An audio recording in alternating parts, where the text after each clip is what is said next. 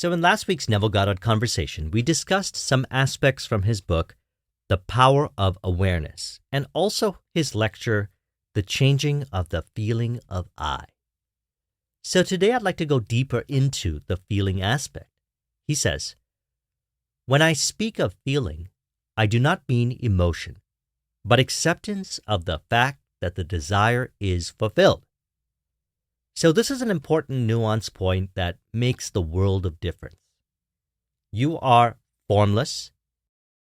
The self is formless. And reality is experienced by the state of consciousness that you feel as real. And by that, it's meant to inwardly know that what you imagine is the way that it is. And thus the outer world could never convince you otherwise, because it is the way you say it is inside. No denial or pretending, feeling it as real. So we want to not allow ourselves to be polarized to the world of Caesar-based information that seems to deny our vision, surrendering free will to what appears outside, when upon deeper introspection, it's to past beliefs, not in harmony with how one truly desires to be. As he says here, the outer, physical events of life are the fruit of forgotten blossom times, results of previous and usually forgotten states of consciousness. They are the ends running true to oft-times forgotten imaginative origins. And thus, the world of Caesar inharmonious information may only seem to cause division. Remember, it's just the programming that one chooses to identify with inside that causes them to experience reality to the tune of that programming. Unnecessary resistance, thus, or overthinking, could be caused by not accepting the end as already done and identifying with certain past inharmonious beliefs in relation to the information, which is not true to how one truly desires to be. So you accept it as done for you, and you go on with your life. And from that state of consciousness, the loving thoughts flow. They're received within, which we'll talk about later, while in a loving state of consciousness, and those ideas can be expressed in creative acts or gestures of love. And so if ever in doubt in relation to what you desire, always imagine lovingly, as he says here. Whatever you do, do lovingly. I don't care what it is. And if you're ever in doubt, do the loving thing, which is called by simple term, the golden rule. And so remember, Neville is teaching metaphysics here. So the doing in this context is the imaginal act. For example, to imagine lovingly about yourself, or imagine lovingly about yourself in relation to others, or others in relation to you, which could be general, like perhaps, everyone understands and appreciates me wherever I am. Now this formless I, which is love at its essence, speaks to you in the language of desire. This is your spiritual self, as he says here. The spiritual self speaks to the natural self through the language of desire. The key to progress in life and to the fulfillment of dreams lies in ready obedience to its voice. Unhesitating obedience to its voice is an immediate assumption of the wish fulfilled. To desire a state is to have it. And so the desires of the heart can be summed up actually even further as just allow yourself to be, which is allow yourself to be how you truly desire to be, which again is to live ideally, where you accept everything you desire as already done for you. So we always go to the end. You already are the ideal you desire to be in all areas of your life, and so you be that, as he says here. But I'll tell you one thing. Do not concern yourself with the means. Always go to the end. Dwell in the end, and you will hurt no one. And so why would anyone be afraid of hurting someone by accepting what the spiritual self desires? Well, perhaps they were looking around and determining based on how they interpret what others are saying or doing to determine what they should desire and imagine, which they think they should desire and imagine, which is not what they truly desire. When if they go within, they will know what they desire, and they will know that they already have it. As he says here, the spiritual self speaks to the natural self through the language of desire. To desire a state is to have it. So we have a choice here. We have a conscious aspect of mind to consciously choose between what we truly desire, simply put, listening to ourselves and trusting ourselves, or allowing the world to determine what we should desire, which could just be past programming playing out from previous states of consciousness. As he said here, the outer physical events of life are the fruit of forgotten blossom times, results of previous and usually forgotten states of consciousness. They are the ends running true to oft-times forgotten imaginative origins. So I listen to my heart and intuition exclusively, and I may or may not entertain appearances in this world, but I will go in the direction of what my heart desires. As Neville Goddard once said, God and only God gives me the different hungers. And so we know they're already fulfilled, for to desire a state is to have it. No unnecessary suffering, accepting I'm already the ideal I desire to be, done for you by grace. For me, it feels like, and remember how we defined feeling earlier? Feeling of being, we could say, satisfied, the hunger satisfied. It feels like a long flow of stimulating and inspiring desire. They merge together as an ecstatic feeling, as related to a question that he was asked. The question was asked, is it possible to imagine several things at the same time, or should I confine my imagining to one desire? In which he responded, personally, I like to confine my imaginal act to a single thought, but that doesn't mean that I will stop there.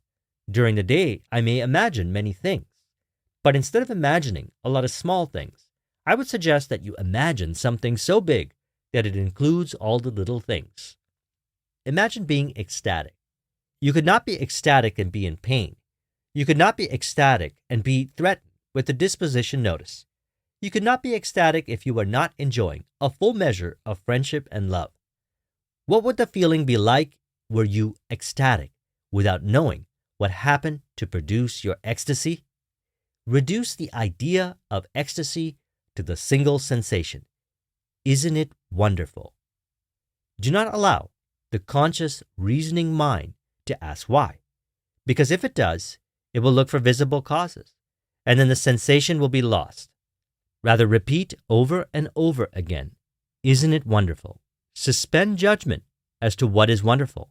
Catch the one sensation of the wonder of it all, and things will happen to bear witness to the truth of this sensation.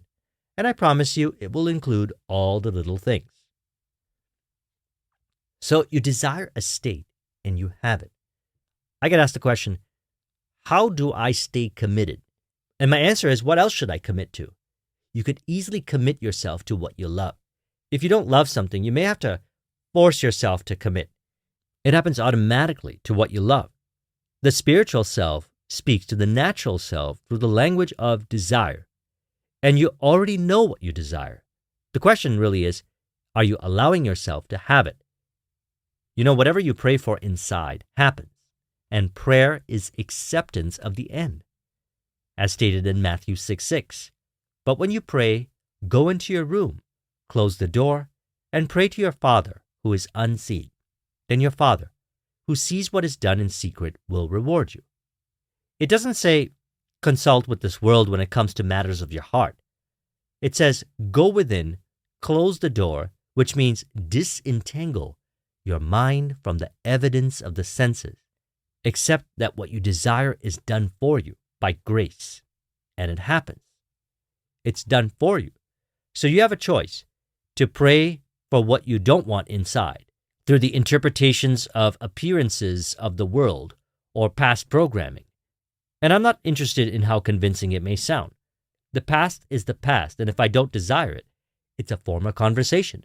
And we're taught to put off the former conversation and be renewed in the spirit of your mind, which means the spirit dwells in your mind. And the spirit animates this world. It takes what you pray or accept as done in your mind inside, and it plays all roles to externalize for you. It's the unseen. It's not the physical self that does it, although it may appear that way. It's the unseen. If body is involved, it moves automatically by law to play any role, if applicable, to bring forth the vision. And so never confuse the spiritual self talking versus the past programming. The spiritual self speaks of invention, innovation, and if people in history would never listen to their spiritual self, they would keep going around in circles repeating what they were seemingly told to think. Forget it.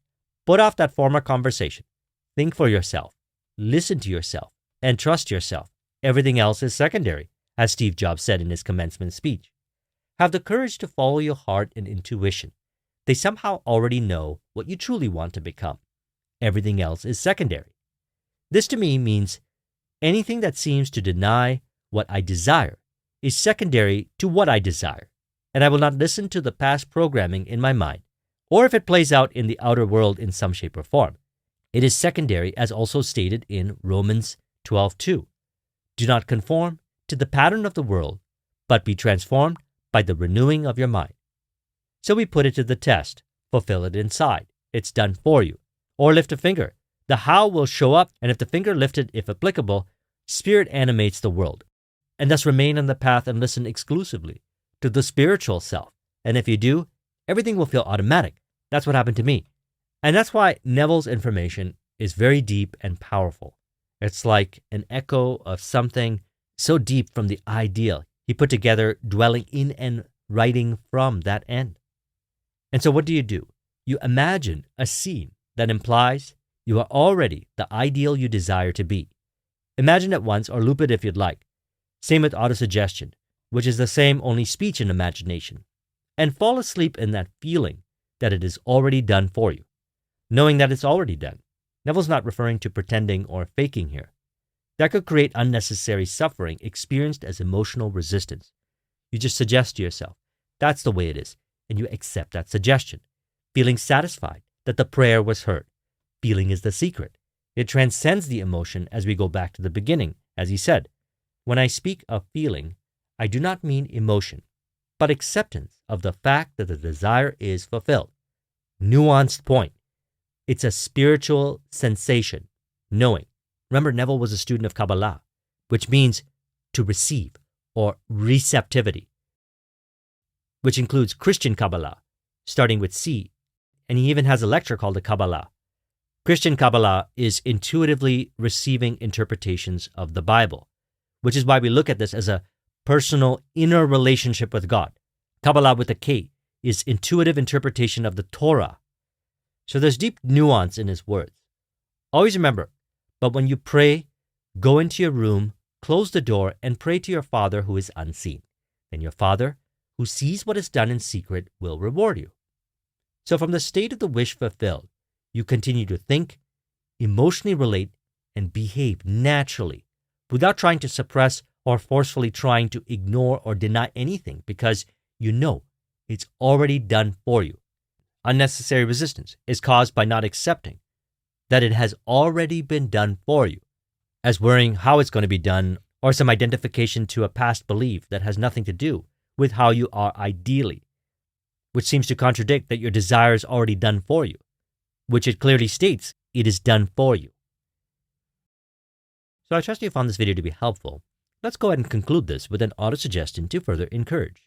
You could say, I realize that all I desire is done for me as I remain in my ideal state of flow wherever I go, capturing the wonder of it all as I remain in the state of all wishes fulfilled, which is my ideal way of being, listening to myself and trusting myself, speaking inside of having what I desire as already done for me, which reflects as ideal experiences each day in the different areas of my life, all done for me by the unseen power within me.